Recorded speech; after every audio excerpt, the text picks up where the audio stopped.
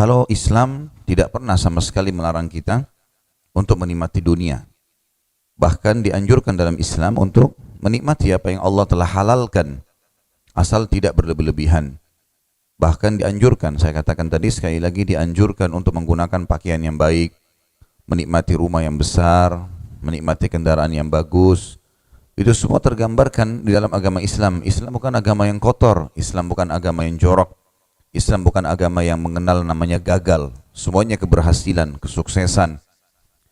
Tetapi Islam menekankan sekali ada kehidupan abadi selain dunia ini. Dan itu harus lebih menonjol di dalam jiwa setiap muslim, sehingga dunia ini ditunggangi untuk mengejar kehidupan yang abadi itu.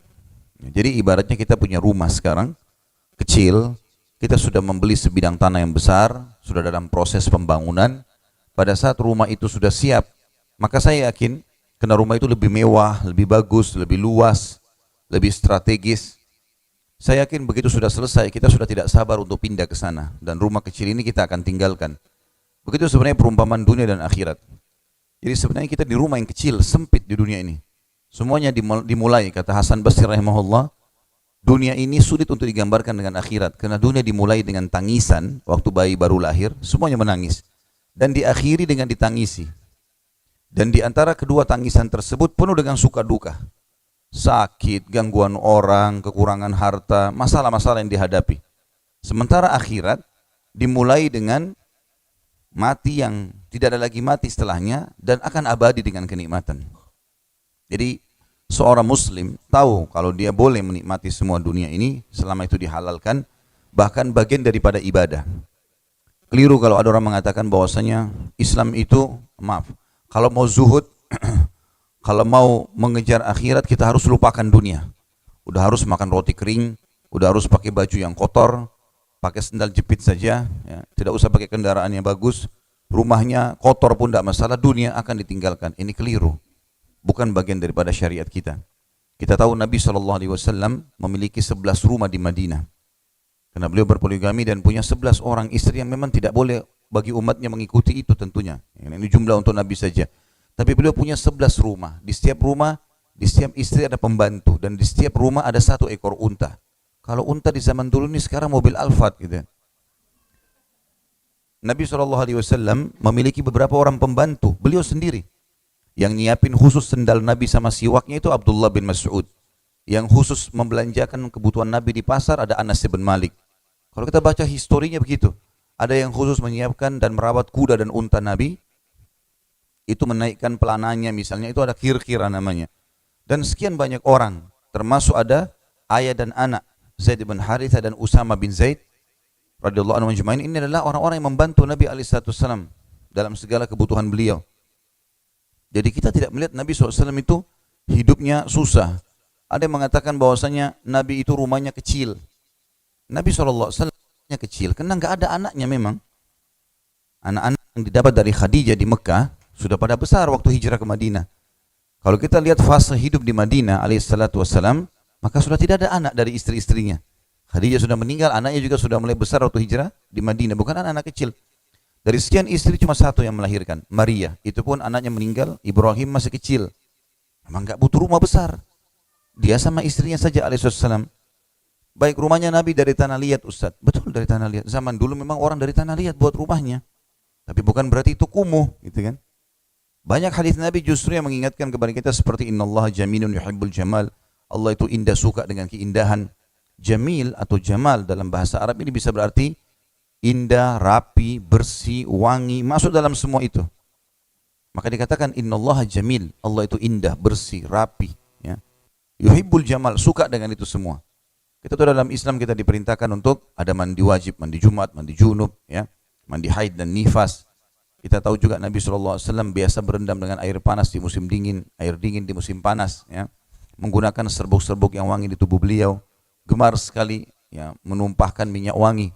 Sampai kadang-kadang dari rambut Nabi SAW itu netes minyak wangi, saking banyaknya yang disemprotin. Dan kalau sahabat bersalaman sama Nabi SAW, mereka mengatakan kami mendapatkan wangi dari tangan Nabi SAW itu sampai 3 hari. Jadi saking senangnya dengan itu. Dan beliau mengatakan dicintakan dunia ini kepadaku, sehingga aku mau menjalaninya Karena ada wanita yang akan jadi istri, yang jadi ibu, ya, istri yang dinaungi, ibu yang dibakti, dan ada anak ya, yang dididik. Dan juga aku mencintai dunia ini karena adanya wangi-wangian. Jadi Islam menyuruh kita itu. Baik Ustaz, ada hadis Bukhari, kalau Aisyah berkata radhiyallahu anha, dulu kami di rumah Nabi SAW tidak menyalakan api selama sebulan. Berarti Nabi nggak masak di rumahnya sebulan. Ada orang mengatakan itu berarti Nabi juga melalui fase kelaparan. Ini keliru ini. Dia tidak baca hadisnya lengkap. Akhir hadis kata Aisyah radhiyallahu anha, kami pernah itu berarti cuma sekali. Kami pernah di rumah Nabi SAW selama sebulan tidak nyalakan api, maksudnya tidak masak. Tapi penutupan hadis ada tambahan penutupan hadis kata Aisyah, dan kami tidak mengkonsumsi kecuali aswadain. Aswadain ini air putih sama kurma. Jadi pernah Nabi SAW, kata para hadis, mestinya kita santun dengan Nabi dan bersangka baik. Nabi sedang melakukan terapi untuk beliau dengan keluarganya, makannya kurma dengan putih. Dan ini memang orang-orang herbal faham masalah ini sebenarnya. Kalau ada orang yang ingin menerapi kesehatan, dia coba dalam sebulan itu konsumsi kurma sama air putih saja, nggak makan yang lain. Ini bukan berarti orang susah. Dan kurma itu makanan elit pada zaman itu, makanan yang sangat luar biasa. Sampai orang-orang Arab dulu kalau mau beli kurma, mereka sengaja ke Madinah karena dianggap kurma itu makanan yang elit, apalagi kurma Madinah. Belum juga kita tahu ada kurma ajwa, kurma khas Madinah yang bisa mengobati dari sihir. Memang sangat baik ya, sebenarnya sangat baik. Cuman ini orang banyak salah faham. Jadi Nabi SAW menikmati dunianya, bukan tidak. Dan kalimat zuhud berarti mendahulukan akhirat dari dunia, bukan meninggalkan dunia untuk akhirat. Sebagaimana definisi zuhud sudah sering kita sebutkan sebenarnya, ini dijelaskan dalam surah Al-Qasas ayat 77 kan. A'udzubillahi minasyaitonirrajim wabtaghi fima ataqallahu ad-daral akhirah wa la tansa nasibaka minad dunya. Kejar apa yang Allah janjikan di akhirat. Jadikan target utama surga. Semua senyum kita, gerak-gerik anggota tubuh kita, niat kita, perbuatan semuanya untuk surga. Dan jangan lupakan bagianmu dari dunia. Ini zuhud.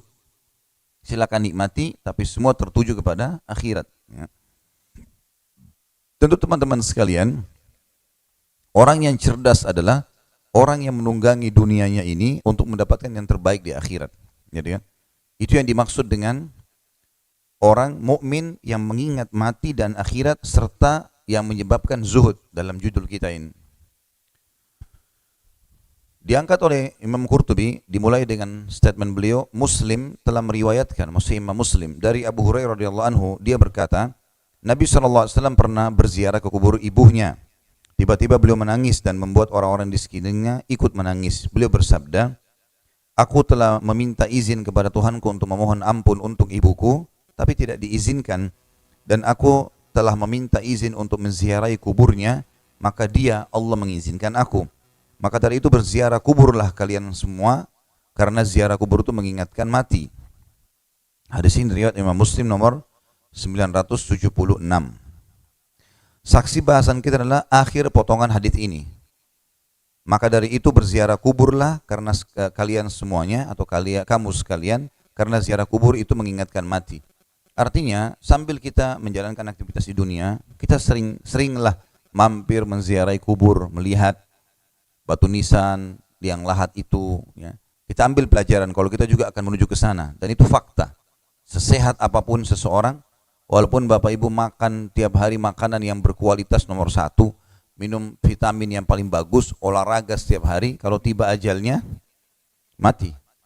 Walaupun orang itu sakit parah, dirawat di rumah sakit sekian tahun, kalau ajalnya belum datang, tidak akan mati. Artinya mati akan datang. Tapi beruntunglah orang yang sudah mempersiapkan diri untuk itu.